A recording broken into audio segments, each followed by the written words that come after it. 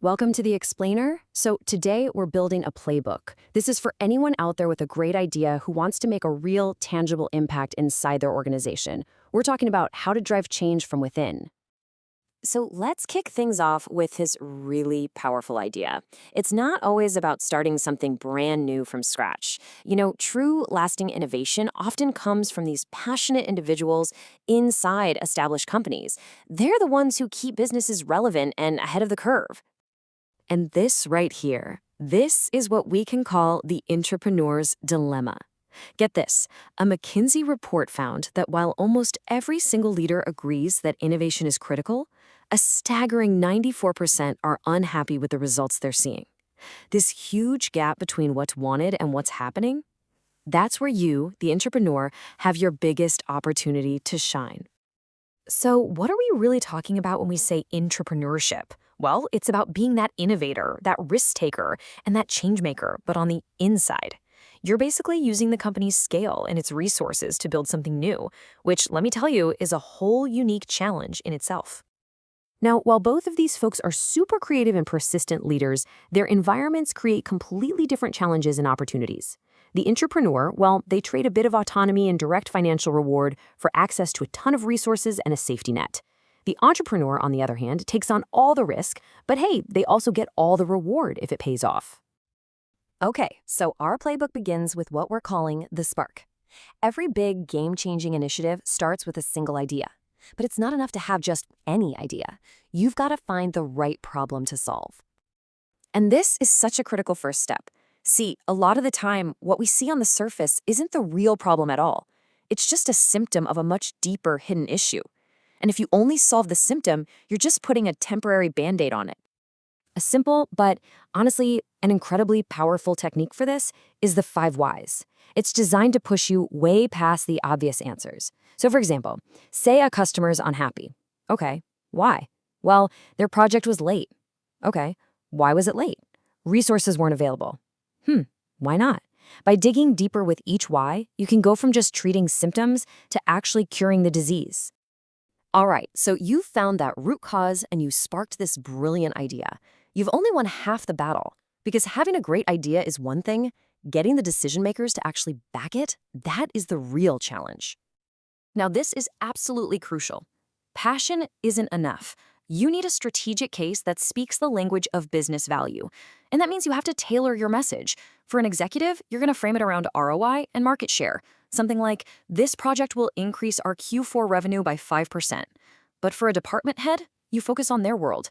This will cut your team's processing time by 12 hours a week.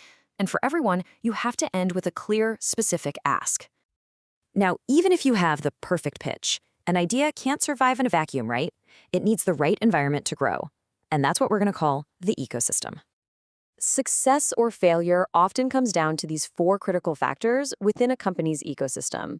See, it's not just about your idea. It's about the corporate climate, the organizational support, the rewards for taking risks, and of course, the intrapreneur themselves. So let's break these down.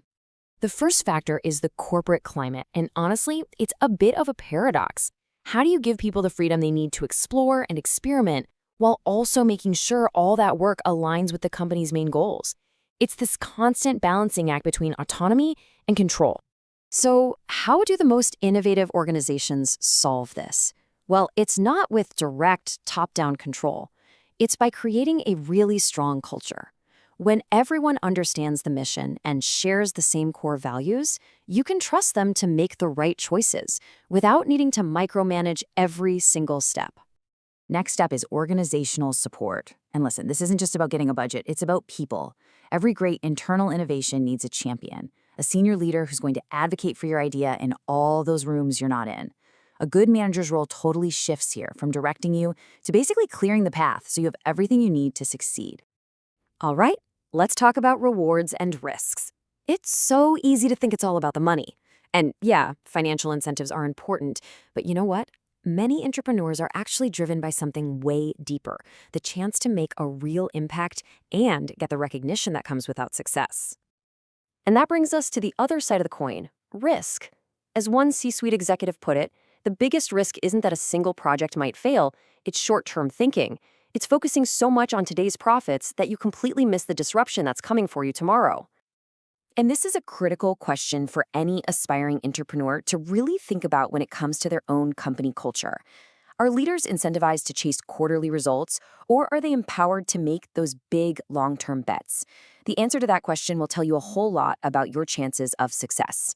So, after exploring the spark, the pitch, and the whole ecosystem, what does this all mean for you, the aspiring innovator? Here's the key takeaway. Success doesn't come from fighting the bureaucracy.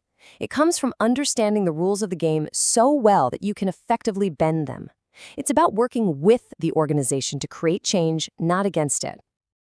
Ultimately, entrepreneurship is all about finding that delicate balance between creative freedom and strategic value. The best companies don't just tolerate innovators who paint outside the lines, they actively encourage it. So we'll leave you with this final thought. What's the first bold stroke you're going to make on your company's canvas?